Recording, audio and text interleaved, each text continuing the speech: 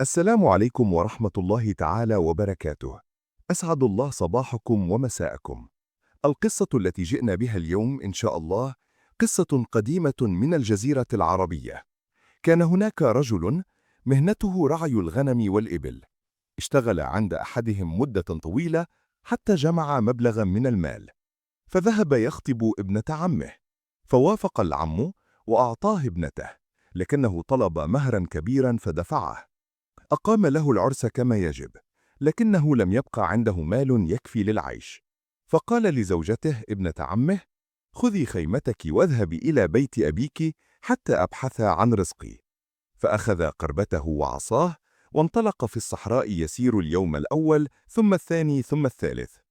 وفي اليوم الثالث وجد واديا مليئا بالإبل والماعز والغنم، فذهب إلى صاحبها وقال له: ألا تحتاج من يرعى لك ماشيتك؟ فقال الرجل: بلى، ولكن عندي 3 شروط، إن قبلتها فمرحبا بك. فسأله: وما شروطك؟ قال: 1. ألا تنظر إلى وجهك في المرآة أبدا. 2. ألا تنام تحت النجوم، بل دائما في خيمة. 3.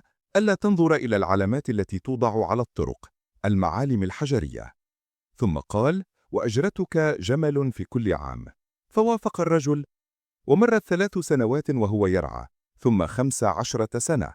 وفي ليلة ماطرة وجد حجرا فيه حفرة مملوءة ماء، فلما نظر فيه رأى انعكاس وجهه، فإذا به قد شاب وتغير.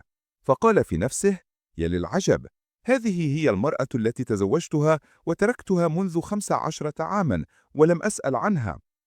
وفي اليوم التالي جاءه صاحب الإبل وقال له: لقد خالفت أحد الشروط التي اتفقنا عليها. قال: لم أفعل ذلك عمدا، لقد كان ماء المطر أمامي ورأيت وجهي بلا قصد. فقال صاحب الإبل: إذن خذ أجرتك 15 جملا. فاختارها الرجل وشكر، ثم انطلق بها عائدا. في طريقه لقي تاجرا، فسأله التاجر: ما مهنتك؟ قال: راعي.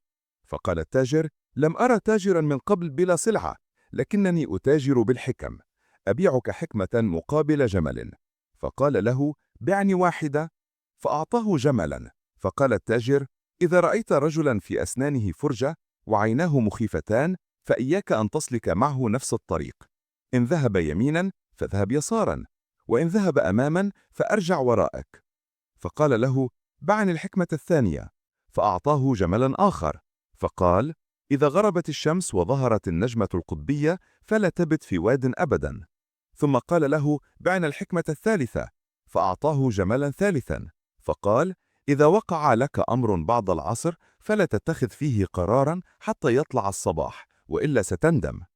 أكمل الراعي طريقه ومعه 12 جملا. وفي اليوم التالي التقى رجلا آخر، فسار معه، واقترب المغرب فنصب خيمته وصنع طعامه ودعا صاحبه ليأكل معه. فلما جلس يأكل لاحظ أن في أسنانه فرجة وعيناه مخيفتان كما وصف له الحكيم، فارتاب منه. ولما جاء الليل تظاهر بالنوم ثم اختبأ بين الجمال. فجاء الرجل في منتصف الليل يريد قتله فلم يجده في مكانه، وهكذا نجا بفضل الحكمة الأولى. وصل طريقه حتى التحق بقافلة، فنزلوا ذات ليلة في واد ليستريحوا، فتذكر الحكمة الثانية، فابتعد وصعد مكانا عاليا يبيت فيه. وفي منتصف الليل هاجم السيل القافلة فغرق معظمهم، ونجا هو وجماله. ثم أكمل سيره حتى اقترب من خيمته وبيته بعد سنين.